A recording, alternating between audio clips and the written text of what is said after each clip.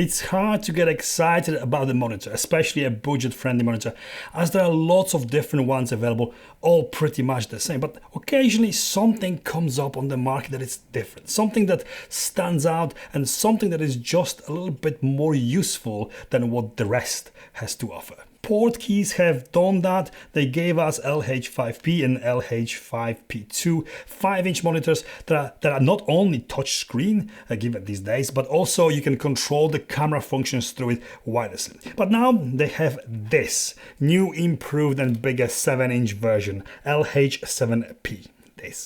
In this video, I'll show you what it does, how it does it, and hopefully help you to decide if this monitor is for you. Keep watching, don't skip, and you are going to find out more about it.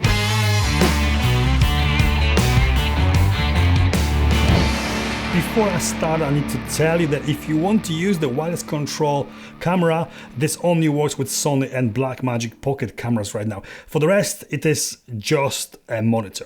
I do like personally bigger screen size than the standard 5-inch. It allows me to not only see better when I'm filming when I have it on the camera, but also it is better when I film myself, as I can see it better when the camera is slightly further away from me. This monitor ticks all the boxes, literally. Even though it is 7-inch, it is not bulky and it does not feel too big. It is still going to slightly overshadow most of the mirrorless cameras, but when using a rig or on a cage, it does not look out of place at all. Nice packaging. It comes with this plastic hard case. I wish all monitors came with one like it, especially the premium ones from Atomos. With it, you get a simple tilt, not swivel mount. I'm not a big fan of these. I don't know why they have added holes for tightening the thing to with hex key to the monitor, but not to the camera or cage. I find these very hard to tighten enough with my fingers to hold the monitor safely on. Some cages have the safety lock so it won't come off, but camera's hot shoe mount doesn't.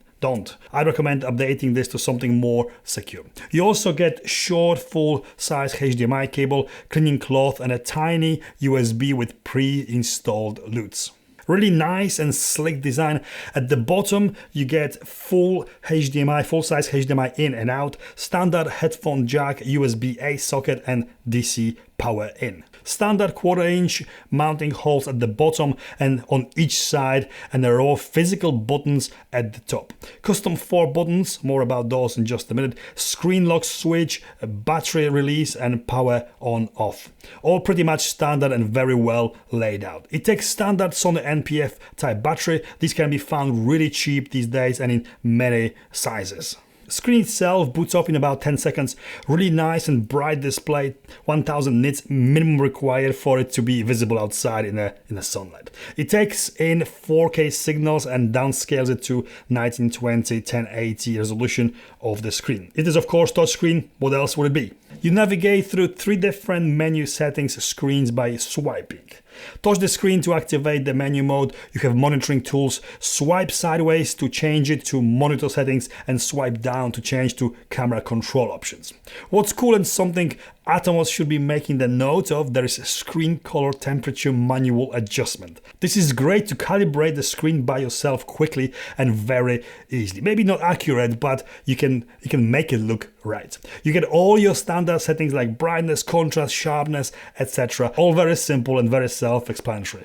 Swipe sideways to get your monitoring tools. You have everything that you might ever need. Peaking, zebra, false color, luma waveform, RGB waveform and more. There's 18 tools available in total and they can be displayed and arranged to your liking on these side strips, up to 6 on each side. You can also create multiple sets, changeable by swiping down or up on the tools. This allows you to customize these in order you use them the most and in order that is the most convenient for your workflow. First 4 tools on the left side are also automatically assigned to the physical buttons at the top of the monitor for super quick access. All the tools also have their individual settings available at the bottom of the screen where you select each tool individually.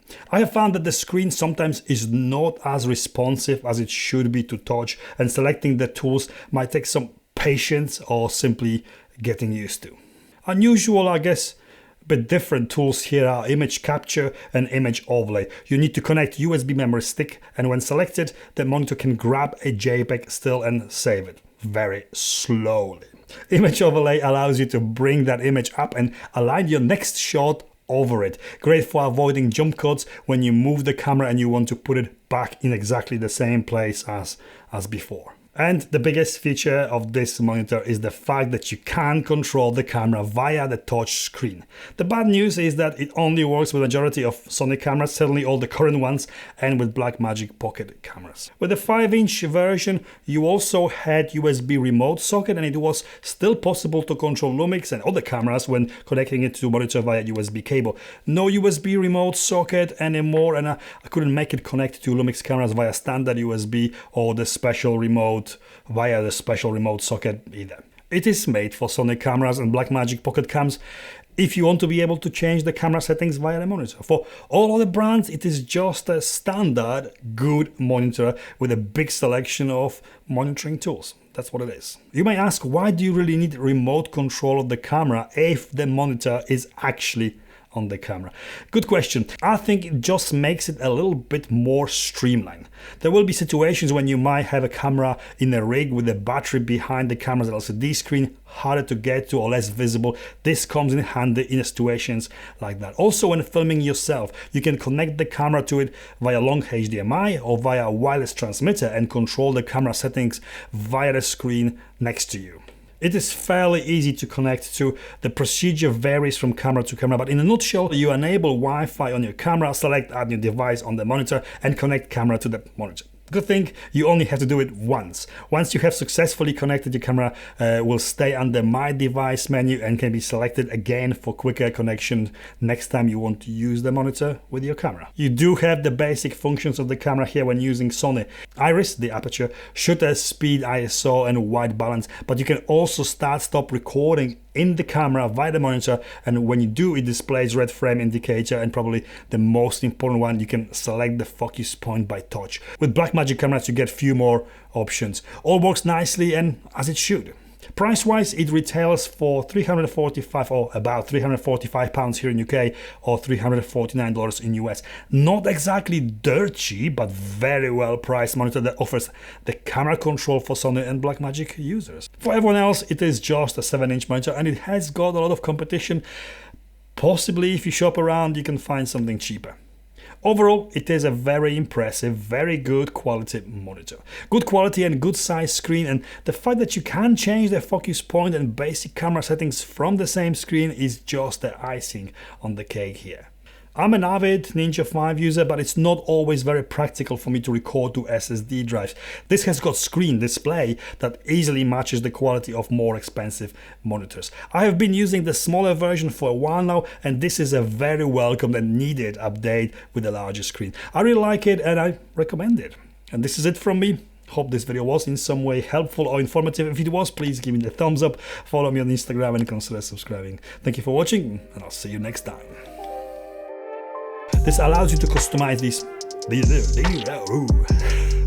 This allows you to customize these in order you use them in the most. This allows you to customize this in order you use them the most and convenient for your workflow. And I have to get up. This allows you to customize these in order to use them in order that it's the most convenient for your workflow.